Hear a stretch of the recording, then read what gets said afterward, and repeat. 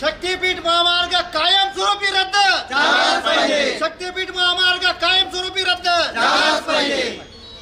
रद्द शक्तीपीठ महामार्ग झालाच पाहिजे. शक्तीपीठ महामार्ग रद्द झालाच पाहिजे. होत कसं नाही झालाच पाहिजे. होत कसं नाही झालाच पाहिजे. जमिनी आमच्या हक्काच्या, नाही कुणाच्या बापाच्या जमिनी आमच्या हक्काच्या, नाही कुणाच्या बापाच्या. एकच जिद्द.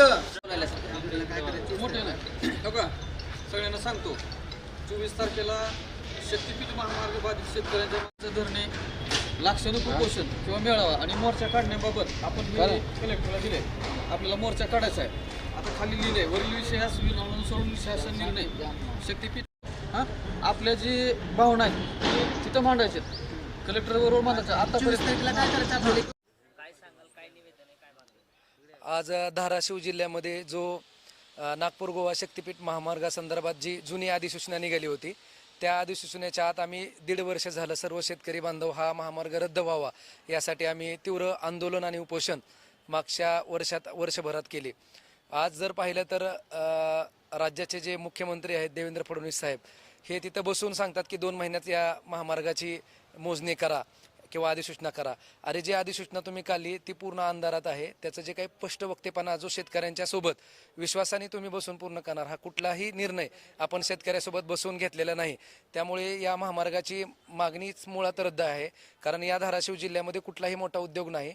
हा जिल्हा नीती आयोगाच्या मागास लिस्टमध्ये 3ऱ्या क्रमांकाला असून इथलं मागासले पण अजून जास्त मोठ्या प्रमाणात मागासले पण होईल. कारण इथलं सर्व उदरनिर्वाह शेतीवर आहे. त्यामुळे हा महामार्ग रद्द करावा अशी सर्व आमच्या शेतकऱ्याची जनभावना आहे.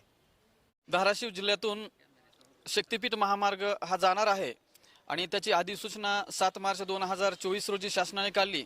त्यामध्ये धाराशिव जिल्ह्यातील जवळजवळ 750 एकर सुपीक क्षेत्र या महामार्गामध्ये बाधित होणार आहे आणि त्या बाधित होणाऱ्या पूर्ण शेतकरी आम्ही दिनांक 24 जानेवारी 2025 रोजी जिल्हाधिकारी कार्यालयासमोर दिवसीय लाक्षणिक उपोषण धरणे आंदोलन या ठिकाणी आम्ही करणार आहोत.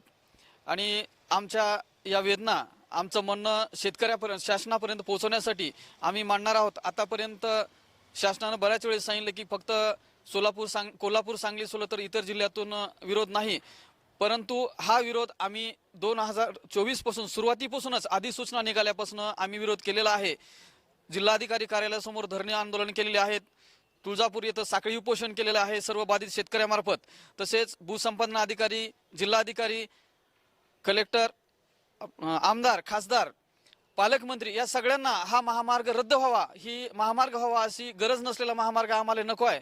आणि या धाराशिव जिल्ह्यातील या शेतकऱ्यांना हजारो शेतकऱ्यांना तुम्ही भूमिहीन करू नका.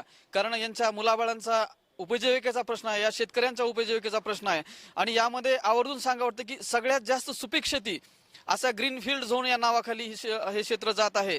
आणि आमच्या ह्या भावना मांडण्यासाठी आम्ही 24 जानेवारी 2026 रोजी सकाळी 10 ते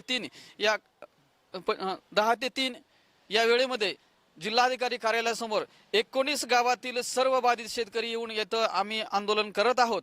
आणि या आंदोलनाची दखल शासनाने घ्यावी. कारण यात शेतकऱ्यांच्या भावना तीव्र आहेत.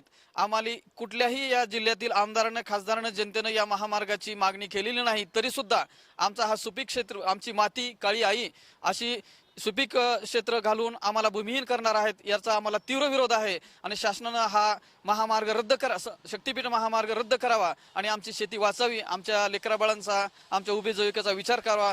एवढ्या मागणीसाठी आम्ही एकत्र येत आहोत.